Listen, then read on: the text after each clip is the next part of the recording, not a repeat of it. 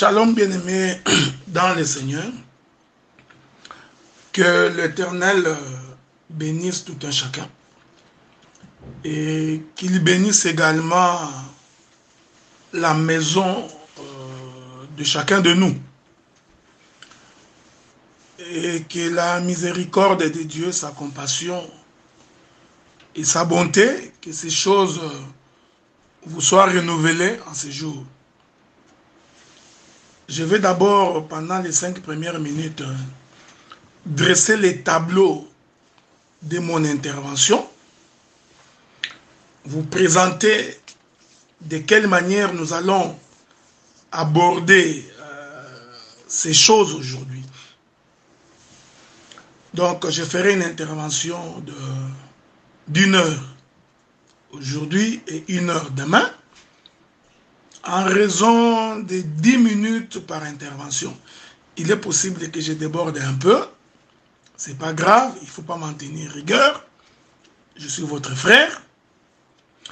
Et puis, j'ai saisi également cette opportunité pour remercier d'abord l'Éternel Dieu qui nous a prêté la vie, le souffle de vie, et qui a fait en sorte que nous puissions encore nous émouvoir en ces jours. La Bible dit qu'il peut dire qu'une chose arrive si ce n'est pas l'Éternel Dieu. Donc il a permis que nous soyons des vôtres en ces jours. Voilà pourquoi nous commençons d'abord par les remercier. Je remercie également l'administrateur principal du groupe Niue Fracassé, mon bien-aimé frère, le docteur Enoch Toubib Lugozi, qui a accepté de m'ouvrir cette brèche afin que je puisse vous parler. Je remercie par la même occasion tous les autres administrateurs et avec vous, tous les frères et toutes les sœurs qui sont connectés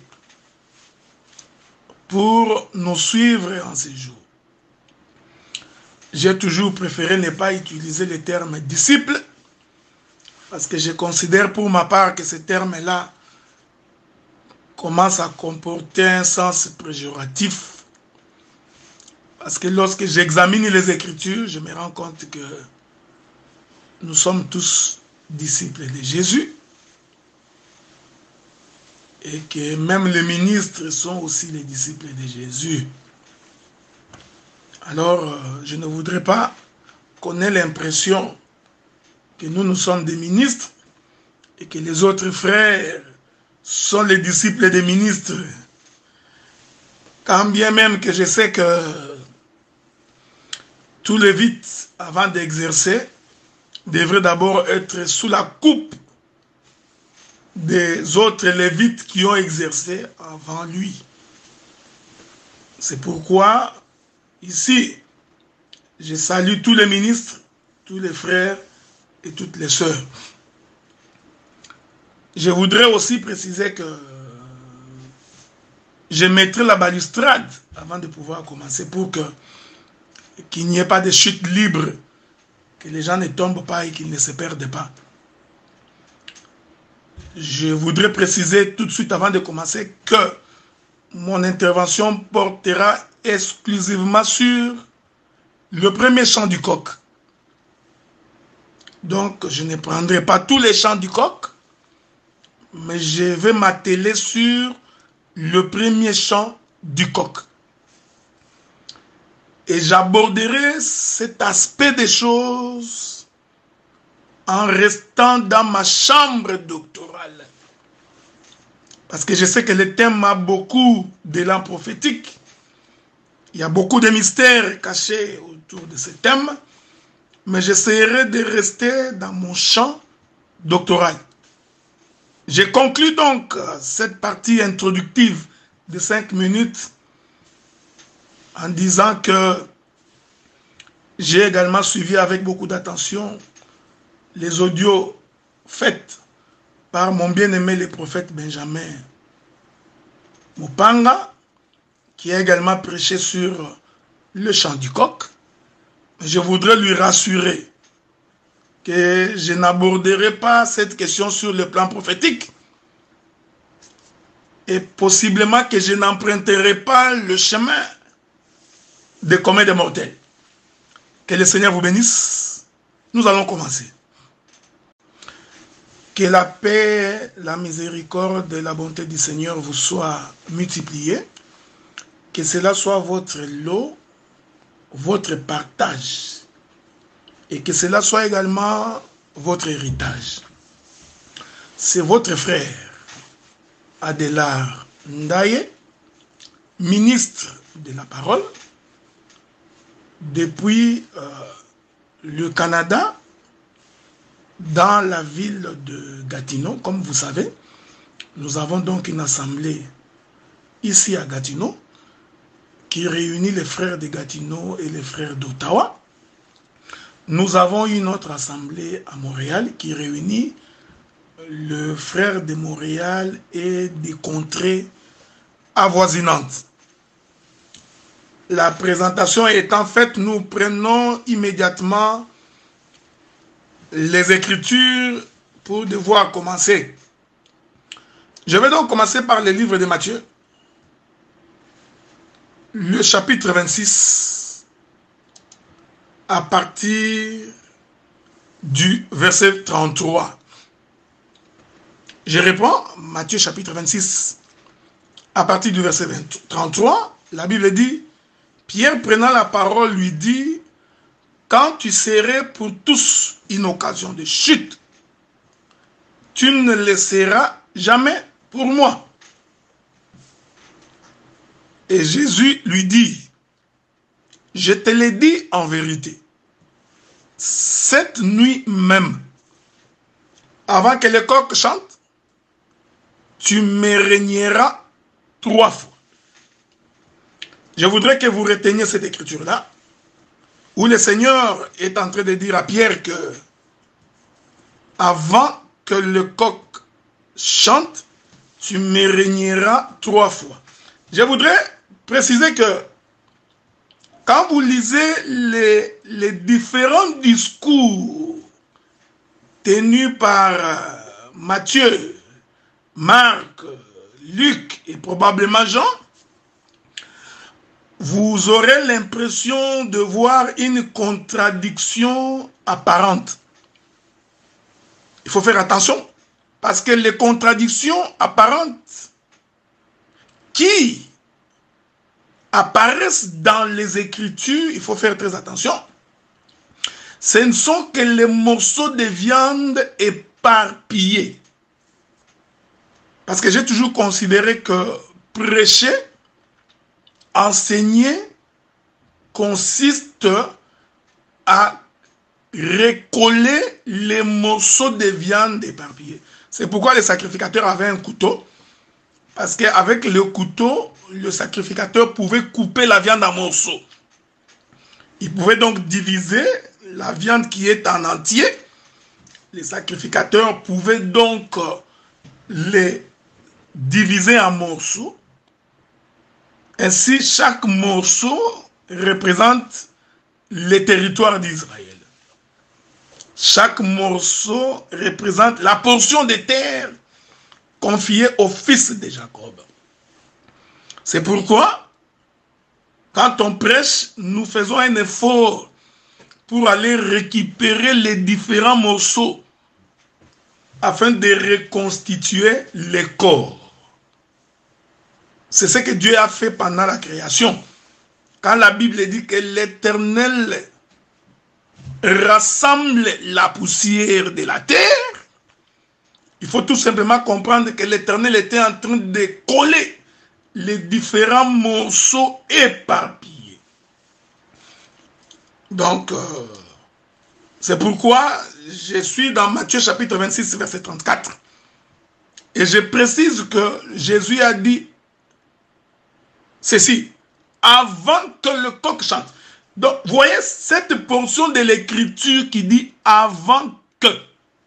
C'est cette portion-là qui va nous intéresser.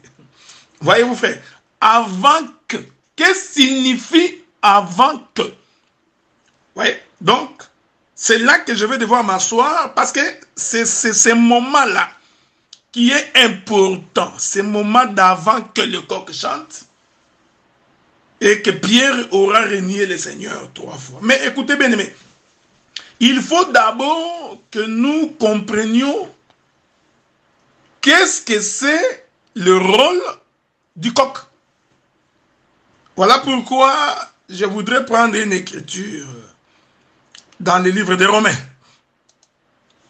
Nous prenons le livre des Romains dans son chapitre 1er. Je commence par le verset 19. Car ce qu'on peut connaître de Dieu est manifeste pour eux, Dieu le leur ayant fait connaître. Le verset 20, qui est le verset qui m'intéresse. En effet, les perfections invisibles de Dieu, sa puissance éternelle et sa divinité, se voient comme à l'œil depuis la création du monde. Quand on les considère dans ces ouvrages, ils sont donc inexcusables. Voilà, le frère Paul nous rappelle que pour comprendre les perfections invisibles de Dieu, il faudrait aller examiner l'ouvrage du Seigneur. Et cet ouvrage du Seigneur, le frère Paul dit, c'est la création. Ok?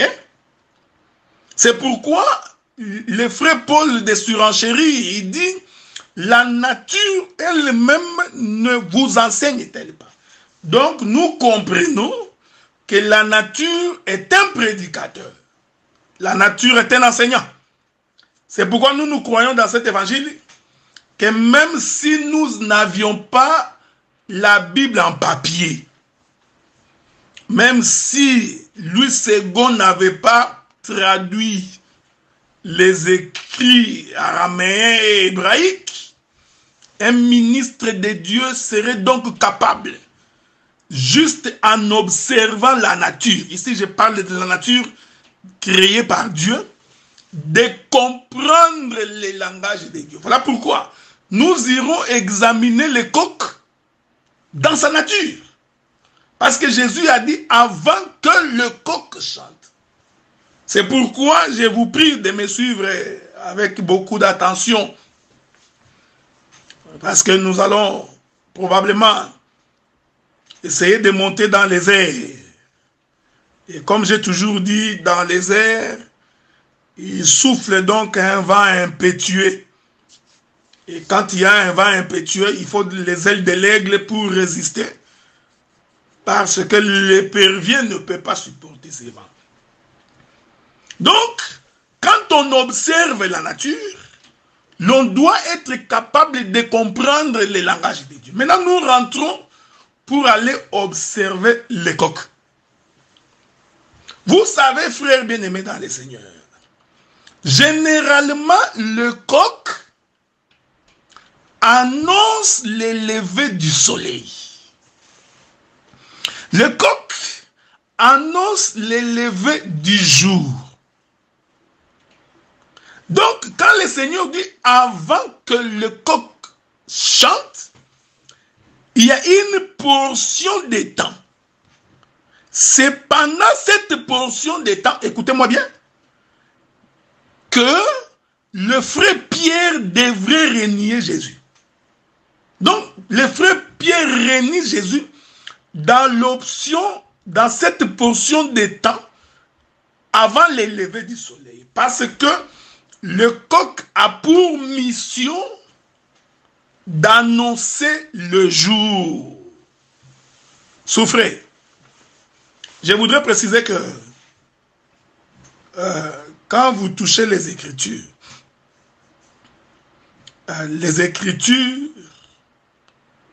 comme nous avons toujours dit, c'est comme la tunique de Joseph. Et elle a plusieurs couleurs. Donc, il faut faire attention aux gens qui ont toujours une vision monolithique des Écritures, qui pensent que s'ils voient rouge dans Genèse, cela veut dire que tous les rouges dans la Bible ont la même signification. Non, ou parce que tu as entendu une forme d'interprétation.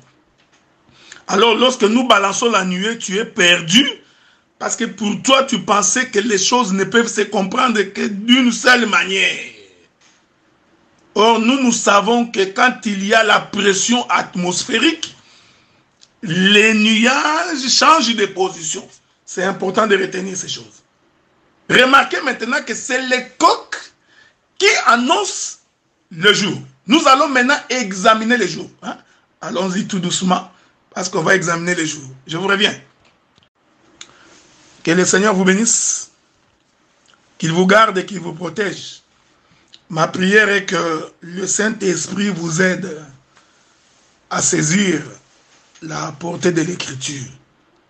Parce que nous croyons que sans le Saint-Esprit, personne ne peut comprendre ces choses.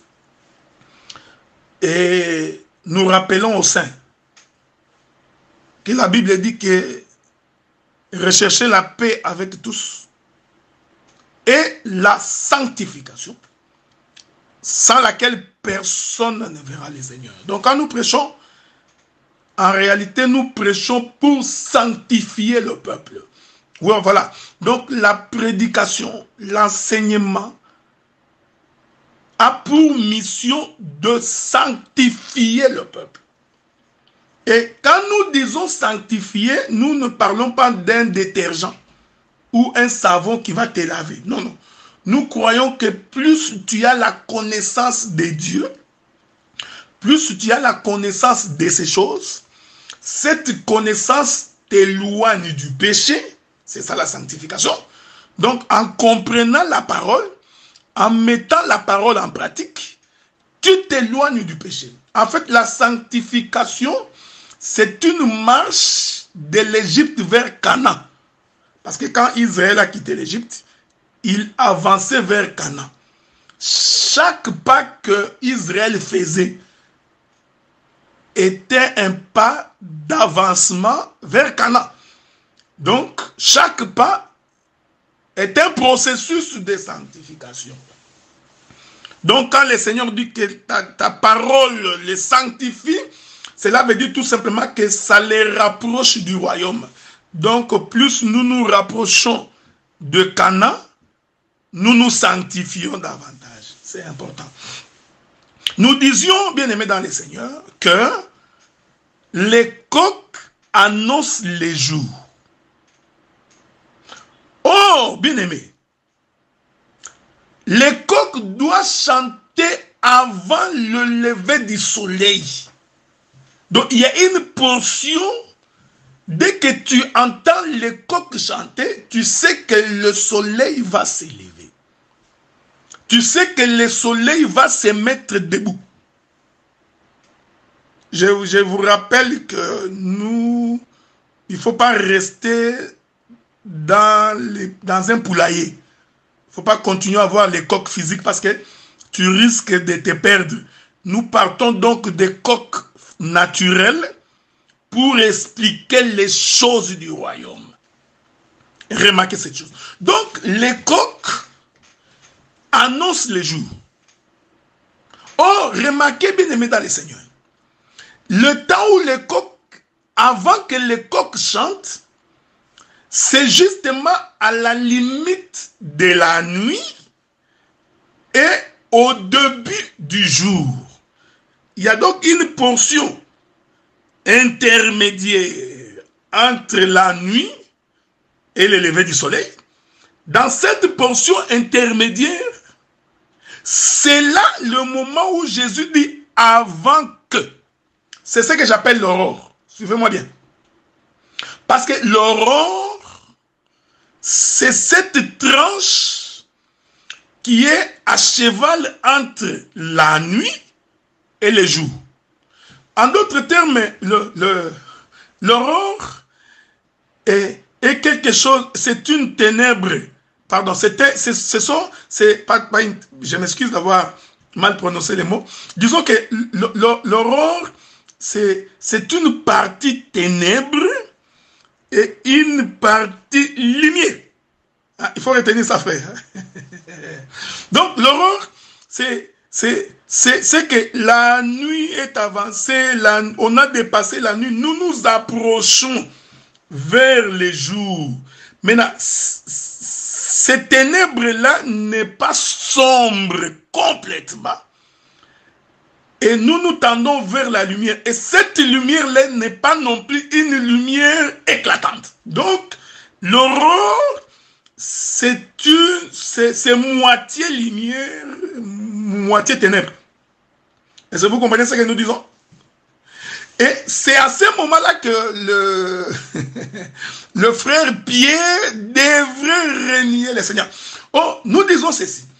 Les coqs annoncent les jours. Maintenant, nous allons, vous connaissez l'histoire. Donc, quand nous parlons du jour, nous parlons du soleil. Je vais rentrer dans les livres de Genèse. Souffrez que je rentre dans les livres de Genèse.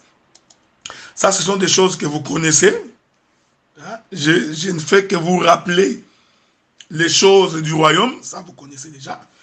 La Bible dit au commencement, ça je suis, Genèse chapitre 1er, verset 1er. Au commencement, Dieu créa les cieux et la terre.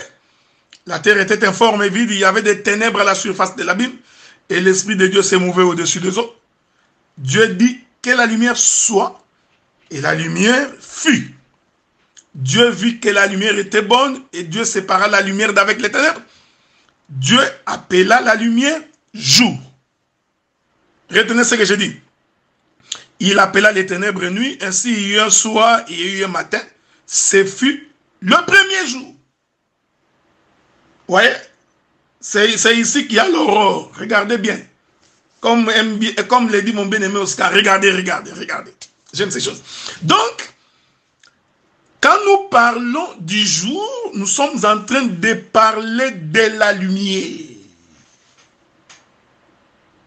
En d'autres termes, les coqs devraient chanter avant que la lumière n'apparaisse. Je répète ça. Avant que la lumière n'apparaisse, les coqs devaient chanter. Avant que le jour ne s'élève, le coq... Mais quel est ce chant?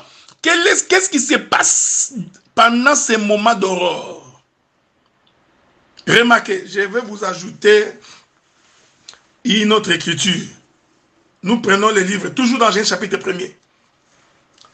Le verset 6. La Bible dit ceci. Dieu dit qu'il y ait une étendue entre les eaux, qu'elle sépare les eaux d'avec les eaux. Dieu fit l'étendue. Il sépara les eaux qui sont au-dessous de l'étendue d'avec les eaux qui sont au-dessus de l'étendue. Cela fut ainsi. Dieu appela l'étendue ciel. Il faut retenir ça. Ainsi, il y eut un soir et il y eut un matin, ce fut le second jour.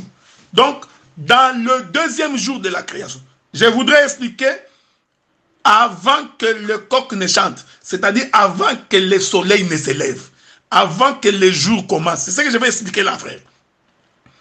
Au deuxième jour de la création, Dieu sépare les eaux d'en haut d'avec les eaux d'en bas. Et l'Écriture dit, l'Éternel, après avoir fait cette séparation, Dieu va donc appeler l'étendue ciel. Ainsi, il y a un soir et il y a un matin, ce fut le deuxième jour. Donc, au deuxième jour, Dieu sépare les eaux d'en haut avec les eaux d'en bas. Et du parti des eaux d'en bas, Dieu crée ce qu'on appelle l'étendue.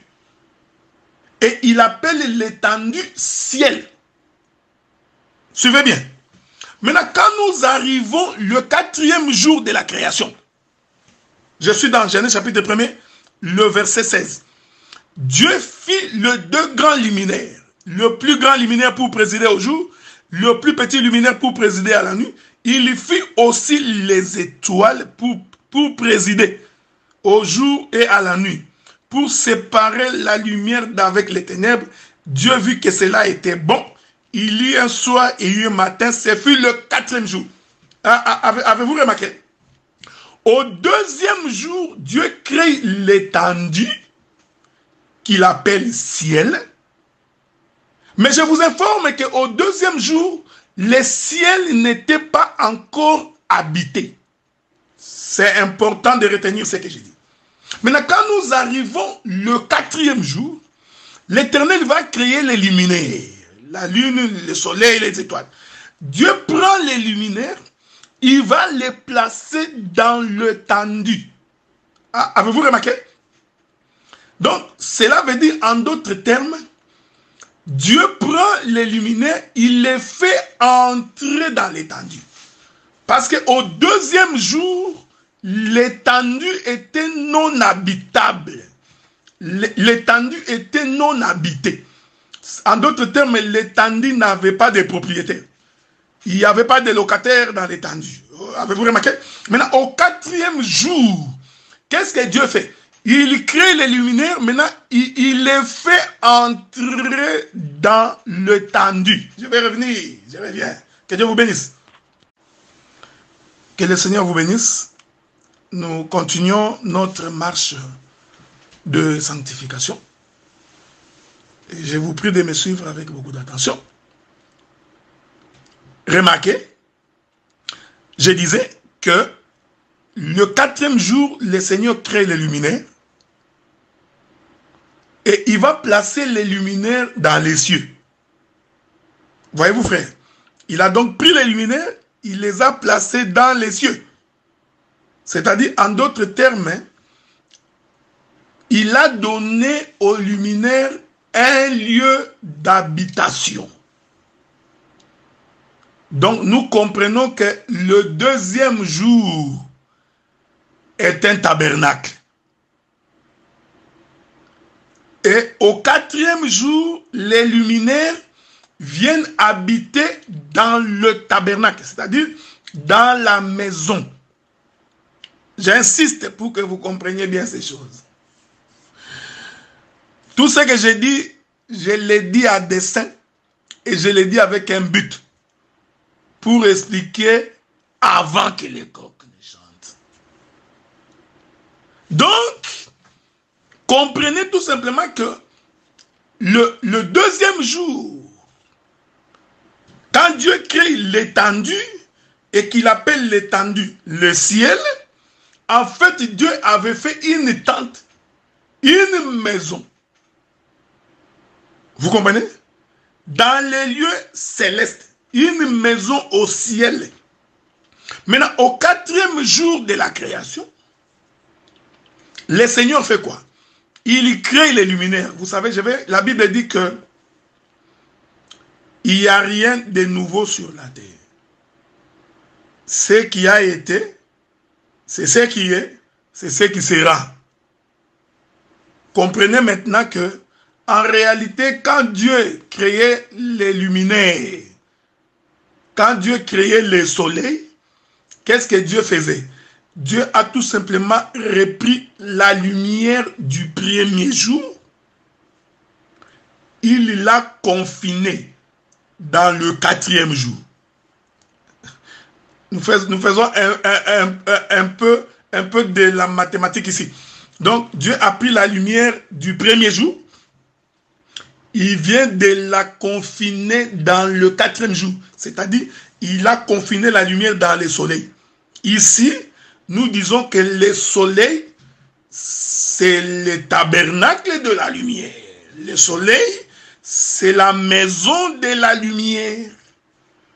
Et ici, le frère Paul me soutient lorsqu'il dit dans les livres des Colossiens qu'en Jésus habita corporellement la plénitude de la divinité. Ce que Paul expliquait ici, il nous expliquait que l'Éternel qui est Dieu, qui est en fait la lumière du premier jour, est entré dans un corps qu'on appelle Jésus. Et ce corps-là est devenu l'habitation de Dieu. En d'autres termes, Jésus-Christ est le soleil dans lequel la lumière est confinée. Est-ce que vous comprenez ce que nous disons? Donc, Jésus est donc le tabernacle dans lequel Dieu est venu habiter. Ainsi, nous précisons que le soleil est un tabernacle dans lequel les créateurs habitent. C'est pourquoi le soleil qui est créé le 4e jour nous donne la pensée de comprendre comment la lumière du premier jour, qui est Dieu, qui était au commencement, comment il entre dans un corps dans le chiffre 4. Mais retenez ce que j'ai dit, frère. Pour comprendre pourquoi le soleil doit habiter le ciel, les lieux élevés. C'est le chiffre 4 dans les cieux. C'est pourquoi vous avez remarqué que le jour où l'Éternel apparaît à Moïse dans un buisson ardent, c'était un buisson tout en feu, mais ne se consuma point. Or, quand tu regardes un buisson en feu, tu remarqueras qu'en réalité, c'est la couleur du soleil. Mais c'est un soleil qui était descendu sur la terre. Parce que Dieu a dit à Moïse, j'ai entendu, j'ai vu la souffrance de mon peuple, j'ai entendu les cris que leur font pousser leurs oppresseurs, je suis descendu. Mais en descendant, il descend comme le soleil. C'est pourquoi quand le frère Moïse observait le buisson ardent, il voyait donc le soleil. C'est-à-dire, il a vu la lumière dans un corps. Donc, les buissons, c'était le corps qui a porté la lumière. Et à l'intérieur du buisson, la voix se fit entendre. Les créateurs parlent à l'intérieur du buisson. Ce n'est pas aussi pour rien que c'était à la 4e génération. Est-ce que vous vous souvenez? L'Éternel avait dit à Moïse, lorsque l'iniquité des Amoréens serait arrivée à son comble, moi l'Éternel et Dieu, je descendrai pour délivrer la postérité d'Abraham.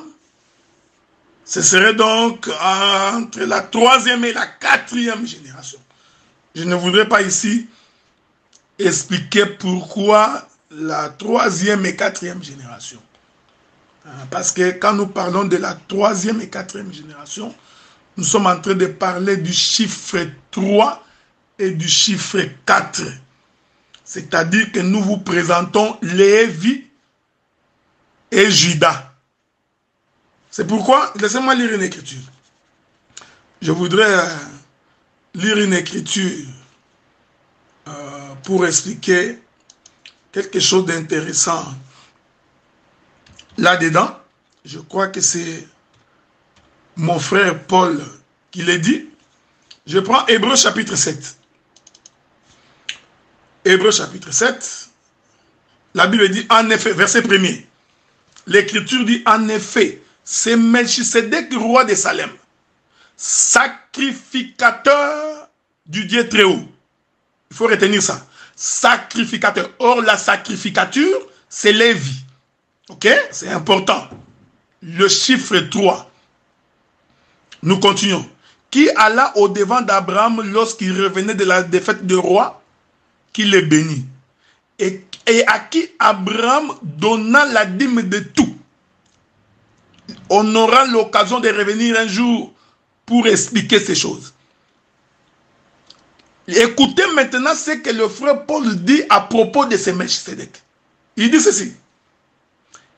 Qui est d'abord roi de justice. Ah, avez-vous remarqué? Le verset 1er nous dit que Melchisedec est un sacrificateur. Le verset 2 nous indique que ce Melchisedec, c'était aussi un roi. Donc, dans Melchisedec, nous trouvons la sacrificature et la royauté. C'est-à-dire, nous trouvons Lévi et Judas. Retenez ce que j'ai dit. D'après la signification de son nom. Ensuite, roi de Salem, c'est-à-dire roi de paix. Donc, dans Melchisedec, nous avons un double sacerdoce. Nous avons les sacerdoces de Lévi et nous avons les sacerdoces royales. Souvenez-vous que Paul nous a dit que Dieu, pour nous les nations, pour nous l'Église, Dieu a fait de nous un royaume des sacrificateurs. Vous voyez? Un royaume, la royauté et la sacrificature. Voilà pourquoi, frère, nous disons que la dîme, parce que si vous continuez, vous allez voir que c'est à ce Melchisedec-là qu'Abraham a donné sa dîme. Donc, il a donné sa dîme au sacrificateur et au roi. Cette précision est de taille pour interpréter la dîme aujourd'hui. Je l'ai dit, cette précision est de taille. Pourquoi a-t-on signifié que ce Melchisedec était à la fois sacrificateur et roi?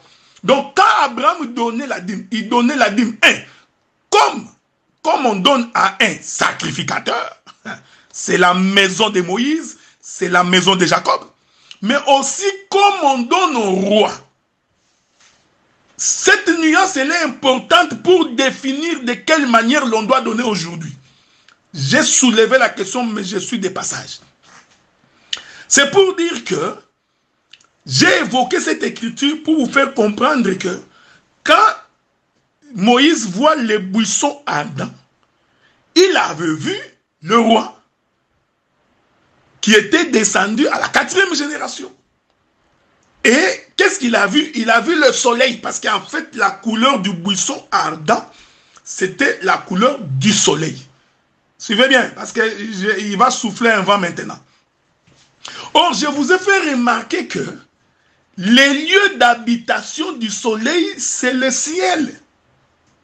Vous voyez? Le lieu de l'habitation de la lumière, c'est le ciel.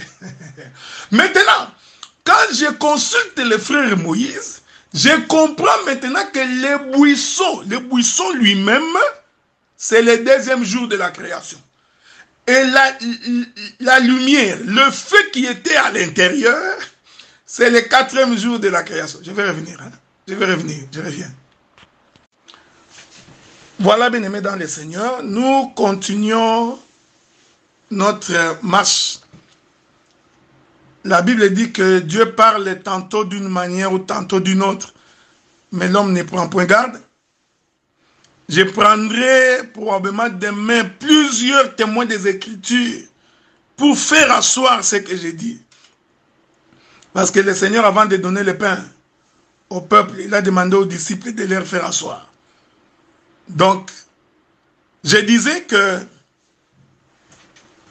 le 2e jour, l'étendue, parce que c'est au 2e jour que Dieu crée l'étendue, que lui-même appelle l'étendue, il appelle le ciel. Et nous avions dit que Dieu va placer le soleil dans l'étendue. Et j'ai expliqué que, pris comme tel, l'étendue est donc la maison du soleil. L'étendue est le lieu de sa demeure. C'est pour faire comprendre que l'étendue, c'est une maison, c'est le tabernacle du soleil. Et je vous ai dit que le soleil étant créé le 4e jour, alors nous comprenons que ce qui s'est passé au 4e jour, Dieu a tout simplement mis les habitants dans le 2e jour. Voyez-vous, le 4e jour ne veut rien d'autre dire que les habitants viennent entrer dans le 2e jour. Parce que le soleil est donc placé avec les autres luminaires dans l'étendue. Je suis allé toucher les buissons ardents pour vous faire comprendre que les buissons lui-même est verdâtre, parce que c'est un buisson. C'est pourquoi la Bible dit que Moïse regardait un buisson tout en feu, mais ne se consuma point. Donc, cela veut dire que dans ces buissons, la lumière habitait. Donc, le soleil, parce que ce que Moïse avait vu, il avait vu le soleil. Parce que au 4e jour de la création, Dieu crée le soleil. Et pour délivrer le peuple, il faut que Dieu descende comme Judas. C'est pourquoi il a dit que je viendrai à la 4e génération. 3e et 4e génération. Donc il descend comme Judas. Donc nous comprenons que les buissons, c'était Judas sur la terre. Mais ce Judas-là sur la terre était dans un buisson. Ok? Donc ici, vous comprenez maintenant que les buissons et donc la tente, c'est la maison du soleil. C'est la maison du feu. Remarquez cette chose. Donc, les buissons, quand on prend ça de cette manière, on comprend que les buissons, c'est l'étendue. Et le feu qui est à l'intérieur, c'est le soleil. Avez-vous remarqué cette chose? Donc, le ciel est descendu sur la terre. Je vais lire une écriture dans le livre de Luc. Luc, chapitre 1er, nous allons lire le verset 78. Écoutez ce que la Bible dit. Commençons par le verset 77. Il est écrit, afin de donner à son peuple la connaissance du salut, par le pardon de ses péchés. Je répète ça, afin de donner à son peuple la connaissance du salut, par le pardon de ses péchés. Grâce aux entrailles de la miséricorde de notre Dieu, en vertu de laquelle le soleil levant nous a visités d'en haut. Avez-vous remarqué ça? Pour éclairer ceux qui sont dans les ténèbres, dans l'ombre de la mort, pour diriger nos pas dans le chemin de la paix. Avez-vous remarqué cette chose? Ici, nous comprenons que le soleil nous a visités d'en haut, veut tout simplement dire que le soleil est descendu pour éclairer ceux qui sont assis dans les ténèbres, c'est-à-dire ceux qui sont dans le monde. Maintenant, remarquez ce que je voulais vous dire. Jésus a dit à Pierre, avant que le coq ne chante, tu m'auras renié 3 fois. Maintenant, vous comprenez que le coq chanté veut dire la venue du Seigneur. Le coq chanté veut dire le lever du soleil. Parce que nous comprenons que le soleil, c'est l'éternel Dieu lui-même. C'est Christ Jésus. Nous pouvons également lire à cet effet Jean chapitre 1er pour que les choses soient aussi claires. Au commencement était la parole était avec Dieu, la parole était Dieu, elle était au commencement avec Dieu. Toutes choses ont été faites par elle, rien de ce qui n'a été fait sans elle. Ça, ce sont des choses que vous connaissez. En elle était la vie, et la vie était la lumière des hommes. Voyez-vous? La lumière des hommes. Or, le livre de Luc que nous avons lu avec vous, Luc nous dit que c'est le soleil qui est la lumière des hommes, pour éclairer les hommes de la terre. Ici, on nous dit que c'est la lumière qui est, c'est la parole qui était la vie, et cette parole était la lumière des hommes. La Bible continue, la lumière lui dans les ténèbres, et les ténèbres ne l'ont point reçu. Vous pouvez continuer si vous voulez. Je vais prendre une écriture pour avancer. Le verset 14 de Jean chapitre 1er. Et la parole a été faite chair. Elle a habité parmi nous plein de grâce et de vérité. Nous avons contemplé sa gloire. Une gloire comme la gloire du Fils unique venu de Dieu. Jean lui a rendu témoignage. Je veux que vous reteniez ça. Jean lui a rendu témoignage et s'est écrié. C'est celui dont j'ai dit. Celui qui vient après moi m'a précédé, car il était avant moi. Est-ce que vous me suivez? C'est ce que je cherche ici, frère. Je suis en train d'expliquer l'aurore. J'explique avant que le soleil ne se lève, avant que le coq chante. Qu'est-ce qui se passe avant que le coq chante? Jean chapitre 1er, verset 15. Jean lui a rendu témoignage. Voyez-vous, frère, nous allons maintenant retourner pour aller voir Jean. Parce que nous voulons dire que l'aurore qui annonce le lever du soleil, cette partie-là, c'est Jean-Baptiste. Je donnerai plusieurs couleurs de cette chose. J'en donnerai plusieurs. Ça, c'est juste une première couleur. J'en ai beaucoup. C'est-à-dire que Jean a rendu témoignage. Il a rendu témoignage de quoi? Mais lisons les Écritures, non? La Bible est claire là-dessus. Hein? Je continue. Jean lui a rendu témoignage et s'est écrié: celui dont j'ai dit, celui qui vient après moi. Donc, cela veut dire que Jean, ici, dans cette portion, Jean a précédé. Voyez-vous? Donc, Jean a précédé. Il est donc la partie avant que le coq chante. Et cette partie-là, avant que le coq chante, nous appelons ça l'aurore. Parce que dès que le coq chante, le soleil vient de s'élever. Est-ce que vous comprenez? Et il dit, celui dont j'ai dit, celui qui vient après moi, m'a précédé, car il était avant moi. Je ne voudrais pas ici expliquer le deuxième jour et le quatrième jour de la création. Maintenant, regardez, je vais rentrer visiter le frère Jean, si vous permettez, hein, avec votre permission. Allons voir si je peux visiter le frère Jean. Il pourra nous aider pour comprendre ces choses très très bien. Je prends le livre de Luc.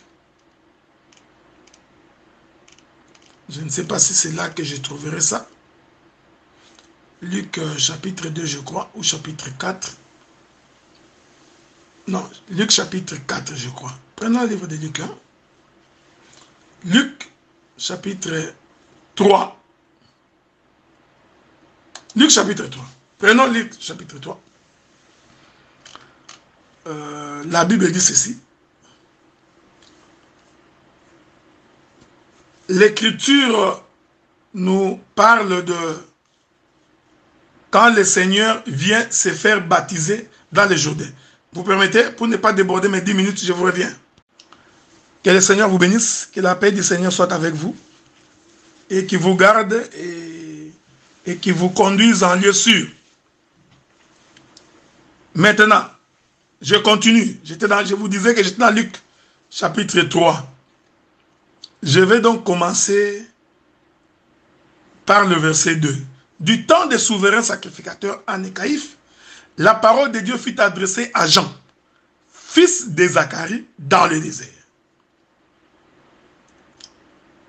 Il alla dans tous les pays des environs du Jourdain, prêchant le baptême de repentance pour la rémission des péchés. Selon ce qui est écrit dans les livres des paroles d'Ésaïe, le prophète, c'est la voix de celui qui crie dans le désert.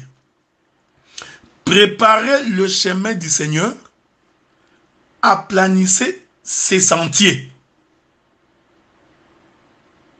Vous pouvez continuer la lecture comme vous voulez. Et la Bible dit ceci. Je voudrais ajouter une écriture pour continuer. La Bible dit, dans le verset 7, il disait donc à ceux qui venaient en foule pour être baptisés par lui, race de vipères, qui vous a appris à fuir la colère à venir. Produisez donc le fruit digne de la repentance. Avez-vous remarqué que Jean le Baptiste, c'est comme ça que je l'appelle, parce que le terme Jean-Baptiste, ce sont les théologiens qui l'ont introduit. La Bible dit que la parole de Dieu fut adressée à Jean, fils de Zacharie, dans le désert. Suivez-moi bien. Dans le désert. Ce n'est pas pour rien. Ce n'est pas pour rien que l'Écriture précise que cela lui a été adressé dans le désert.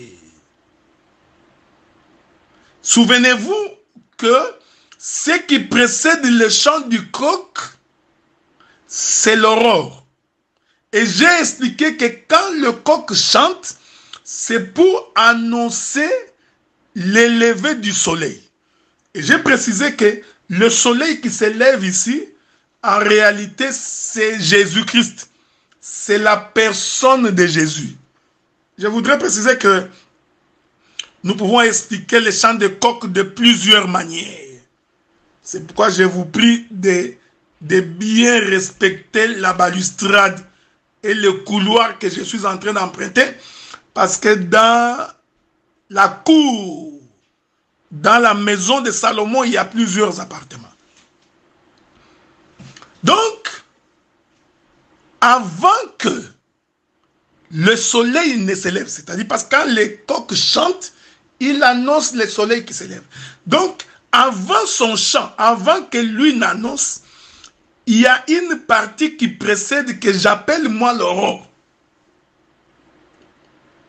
Et j'ai dit, cette partie-là que j'appelle aurore, je l'ai identifiée à Jean-Baptiste. Parce que l'aurore, c'est une lumière, mais pas une lumière totalement éclatante. Je donnerai une écriture tantôt. Donc, le Seigneur dit, Jean-Baptiste a reçu donc sa parole dans le désert. Écoutez bien aimés dans le Seigneur. Qu'est-ce qui caractérise un désert? C'est l'absence de la pluie. Or, quand il n'y a pas la pluie, cela veut dire en d'autres termes, le peuple n'est pas encore éclairé. Ici, le désert se comprend comme étant l'état où Dieu se cache. Je donnerai quelques références dans la Bible. C'est pourquoi quand le Seigneur prend les enfants d'Israël, il va donc les conduire dans les déserts. Ou quand le Seigneur conduit le peuple dans les déserts, ceci est caractérisé par l'absence de la pluie. Or, le livre d'Ésaïe, chapitre 55, nous fait comprendre que la pluie, c'est la parole. De la même manière que la pluie descend des cieux. Ainsi en est-il de la parole qui sort de ma bouche. Or, le livre de Luc, chapitre 4, le verset 78, nous avons dit que le soleil nous a visités d'en haut. Et nous précisons que ce soleil-là qui nous visite d'en haut est une pluie. Mais avant que cette pluie ne tombe, qui est le jour qui s'élève, il y a d'abord l'aurore. Cette aurore-là, j'appelle ça le temps désertique. C'est-à-dire, c'est le temps où Jean-Baptiste reçoit. Ici, vous comprenez que Jean-Baptiste est le couronnement de tous les prophètes. Il est la fin de tous les prophètes. La Bible dit, les prophètes ont prophétisé jusqu'à Jean. Donc, je vais maintenant expliquer ça. C'est-à-dire, s'il y a eu la nuit a commencé par le premier prophète. Et ici, sans risque d'être contredit, j'ai dit que le premier prophète, c'est Adam. Sans risque d'être contredit, j'ai dit que le premier prophète, c'est Adam. Mais si quelqu'un voudrait commencer par Moïse, il suffit seulement qu'il nous dise comment il est en train de marcher et nous applaudirons. Mais ici, moi, j'ai dit, le premier prophète a commencé depuis Adam. Et depuis Adam, dès qu'Adam a péché là, nous sommes tombés dans le ténèbre. Voyez-vous, frère, la nuit a commencé le jour où Adam pêche et que l'esprit de l'Éternel quitte Adam et que Dieu chasse Adam du jardin. Adam va donc quitter la lumière. Il va commencer sa marche dans le ténèbre. Ces ténèbres-là, nous disons, c'est un lieu désertique. Parce qu'un peuple qui n'a pas Dieu, il est en train de marcher dans le désert et il n'y a pas la pluie. Depuis Adam, vous descendrez avec tous les prophètes jusqu'à Jean. Tout ce temps-là, c'est le temps de la nuit. Je sais que Jérémie nous dit que Dieu vous a envoyé les prophètes dès le matin. Ça, c'est Néhémie, je crois. Jérémie qui dit ça. C'est pourquoi il faut respecter les bandes d'autoroute pour ne pas se perdre. Donc, vous comprenez que tout ça, c'est la nuit. Tous les prophètes, les Habakkuk, les Sophonies, les Ésaïe, les Néhémie, tous sont dans la nuit. Celui qui vient finir la course de la nuit, c'est-à-dire nous nous approchons du matin, c'est Jean-Baptiste. C'est pourquoi Jésus témoigne de Jean-Baptiste. De tous ceux qui sont nés d'une femme, il n'y a pas un plus grand que Jean-Baptiste. Vous savez pourquoi? Parce que Jean-Baptiste, c'est le dernier prophète qui va annoncer le lever du soleil. Donc Jean-Baptiste, c'est le prophète de l'aurore. Voyez-vous? Je vais ajouter une autre portion de l'écriture qui en réalité est une flèche qu'il faut mettre dans votre carquois pour que le jour où vous croiserez le gibier, que vous soyez capable de l'abattre. Disons, qu'est-ce que dit la Bible?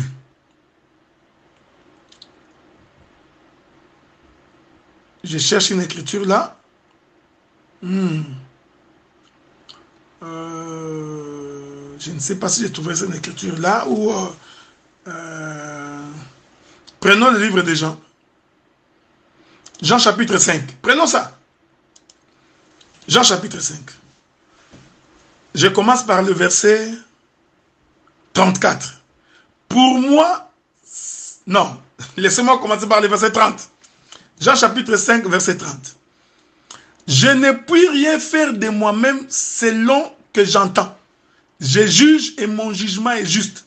Parce que je ne cherche pas ma volonté, mais la volonté de celui qui m'a envoyé.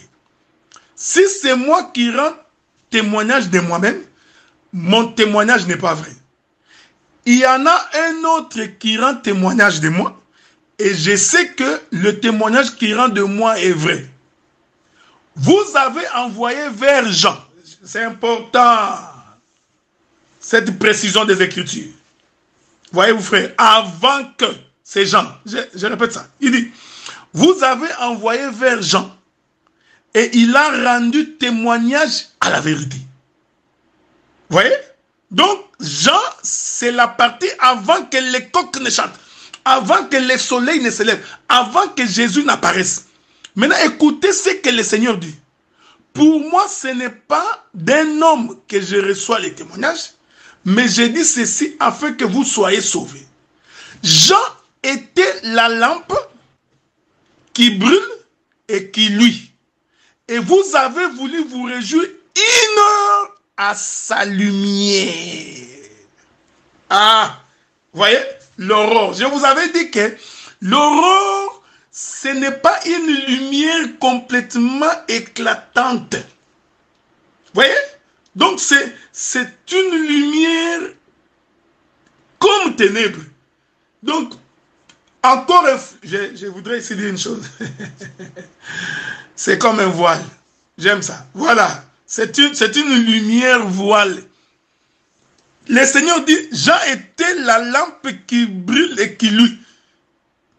Et vous avez voulu vous réjouir une heure à sa lumière.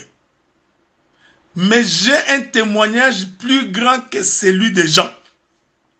Vous pouvez continuer la lecture si vous voulez. Que la paix du Seigneur soit avec vous. Je reviens pour finir ma première intervention d'aujourd'hui. Que la paix du Seigneur soit avec vous. Donc, nous allons maintenant atterrir pour notre première intervention d'aujourd'hui. Et nous allons devoir, sous la grâce du Seigneur, continuer demain. Je reviens donc pour dire que le premier chant du coq, je donnerai cette conclusion-là très bien demain. Parce que je vais marier le premier chant du coq avec l'aurore. Voilà pourquoi j'insiste d'abord pour que vous compreniez qu'est-ce qui s'est passé avant le lever du soleil. Parce que le chant du coq annonce la venue du Seigneur. Je vous fais remarquer que nous pouvons l'expliquer de plusieurs manières. Voilà pourquoi, dans mon intervention, je ne suis pas allé toucher le frère Pierre. Parce que quand je touche le frère Pierre, il peut y avoir d'autres éléments également qui peuvent sortir. Voilà pourquoi j'ai toujours pensé qu'un ministre de la parole devrait être un ministre de la décentralisation et du découpage territorial. Parce qu'il faut couper les territoires. Et dans chaque territoire, il faut placer la ville de refuge. Ok? Donc, si vous prenez les textes de Pierre dans son entièreté, tous les textes, vous trouverez beaucoup d'éléments prophétiques à expliquer. Et je crois que mon bien-aimé, le prophète Benjamin, au cours de son intervention sur le chant du coq, a étalé beaucoup de choses là-dedans. Mais ici, je n'ai pris qu'une portion pour expliquer avant que le coq chante. Et je dis que ce moment-là d'avant que le coq chante, c'est ça le premier chant du coq. Mais je vais y revenir. Remarquez donc que Jean-Baptiste est donc cette aurore qui annonce le lever du soleil.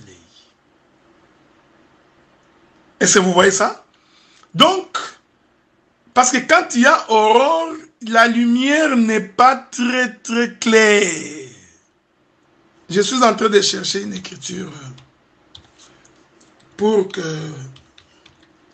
me faire comprendre. Je crois que c'est dans les livres des Nombres. Pour expliquer la même chose. Livre des Nombres, je crois. Attendez. Je ne sais pas. Je crois que c'est dans le livre des Nombres. Prenons d'abord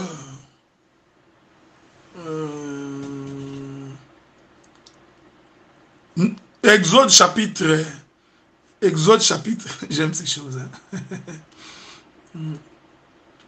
Prenons d'abord Exode chapitre 16, le verset 14. Je vais commencer par là, ok? J'ai lu le verset 14. Exode chapitre 16, verset 14. Quand cette rosée fut dissipée, il y avait à la surface du désert quelque chose de menu comme des grains.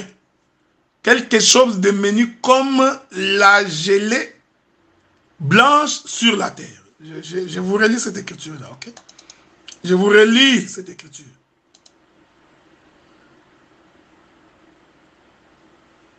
Je continue. La Bible dit, les enfants d'Israël regardaient et se dirent l'un à l'autre, qu'est-ce que c'est cela? Ils ne savaient pas qu'est-ce que c'était. Moïse leur dit, c'est le pain que l'Éternel vous donne pour nourriture. Jean, Exode chapitre 16, le verset 14.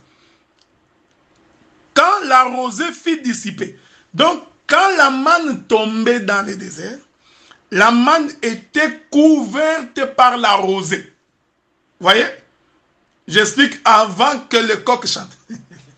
Donc, la rosée, c'est l'aurore. Hein? Si j'explique ça au fils des prophètes. Parce que la rosée couvrait la manne. Voyez-vous? Donc, quand on voyait la rosée, un fils de Dieu averti, il comprenait que dès que je vois la rosée, c'est que la manne est derrière. Dès que je vois la rosée, c'est que la manne est dans ces choses. Donc, la manne était couverte par la rosée. Donc la rosée et l'aurore, c'est une ombre qui cache la manne. C'est pourquoi la Bible dit, une fois que la rosée est dissipée, alors le peuple pouvait voir la manne. Donc, tant que la rosée est au-dessus, la manne ne peut pas être visible. Et Moïse dit, c'est comme ça que Moïse a appelé la manne, il dit, c'est le pain que l'Éternel vous donne pour nourriture. Or, le livre de Jean chapitre 6, Jésus dit, vos pères ont mangé la manne dans le désert, ils en sont morts. Je suis le véritable pain descendu du ciel. Or, celui qui descend du ciel, c'est le soleil. Mais avant que Jésus ne descende, c'est-à-dire avant qu'on ne le présente, je le prends d'abord comme ça, il fallait que Jean-Baptiste, l'aurore qui annonce la venue du Seigneur, le précède premièrement. Avez-vous remarqué cette chose? Il fallait qu'il le précède premièrement. Je vais ajouter une autre portion de l'écriture. L'abondance des biens ne nuisant jamais. Surtout quand on sait en faire un bon usage. Le livre des Nombres répète la même chose. Nombre chapitre 11. Nombre chapitre 11, à partir du verset 9, je crois. Nous lisons. La Bible dit, quand la rosée descendait la nuit sur les camps, la manne y descendait aussi. Voyez-vous, frère? Donc, la rosée couvrait. En d'autres termes, la rosée annonçait la manne. C'est ce que j'ai dit avant que le coq ne chante. C'est avant que le soleil ne se lève. Qu'est-ce qui se passe avant que? Nous disons, c'est l'aurore, c'est la rosée, c'est la loi, les psaumes et les prophètes. Avez-vous remarqué? Donc, avant que Jésus ne vienne, il faut premièrement qu'il y ait la loi, les psaumes et les prophètes. Parce que quand le coq chante, il doit annoncer le lever du soleil, la venue du Seigneur. Il faut faire très attention parce que demain, je vais encore virguler. Je vais virguler pour dire que même quand le soleil s'est levé, même quand le coq a chanté, la loi, les psaumes et les prophètes ont persisté encore. C'est-à-dire que quand Jean-Baptiste a présenté Jésus, c'est vrai que c'était un soleil qui s'est levé, mais ce soleil qui s'est levé était la lumière pour un peuple, mais il restait toujours un mystère pour un autre peuple. Je reviendrai là-dessus. Parce que c'est là où se trouve le premier chant du coq. Parce que dans le premier chant du coq, c'est le prolongement de l'aurore. Remarquez cette chose. Voilà pourquoi, avant que les coqs ne chantent, ce temps-là qui passe avant, nous disons que ce temps-là, c'est le temps du voile, c'est le temps où la lumière n'est pas claire. Parce que l'aurore n'est pas la lumière éclatante. L'aurore, c'est comme tu ne vois pas clairement. C'est pendant l'aurore qu'il y a la rosée. Parce que quand le soleil se lève complètement, c'est lui le soleil qui fait dissiper la rosée et qui fait disparaître l'aurore. C'était là ma première intervention pour aujourd'hui. Pour expliquer l'aurore comme étant le premier chant du coq. Demain, je reviendrai avec d'autres éléments pour aller expliquer également ces choses dans l'ombre et vous amener à comprendre que quand j'ai dit que le deuxième jour, c'est aussi l'aurore, parce que l'aurore annonce le lever du soleil. Or, vous allez remarquer, je vous avais fait comprendre ces choses, quand Dieu a créé l'étendue qui est ciel, c'était une façon de nous annoncer la venue du soleil. Voyez-vous? Donc, l'étendue est un signe précurseur de la venue du soleil. Or, l'aurore annonce le lever du jour. Or, le lever du jour, c'est le chiffre 4, c'est Judas. Et l'aurore, c'est le deuxième jour qui est l'étendue. Donc, si quelqu'un a l'œil de Dieu, en regardant l'étendue que Dieu a appelé ciel, il allait comprendre que le ciel annonce la venue du soleil, annonce la venue de l'illuminé. Donc, en d'autres termes, l'étendue est l'ombre du soleil. Il est l'ombre du quatrième jour. Donc, le deuxième jour est l'ombre du quatrième jour. Quand on observe le deuxième jour, on comprend que le soleil va venir. Nous comprenons qu'avant que le coq ne chante, ce qui est arrivé avant était l'ombre du lever du soleil, était l'ombre de l'apparition du jour. Avant, c'est le temps des prophètes. Et au temps des prophètes, la lumière n'est pas claire. La lumière n'est pas très visible. Que le Seigneur vous bénisse. Nous allons devoir continuer demain.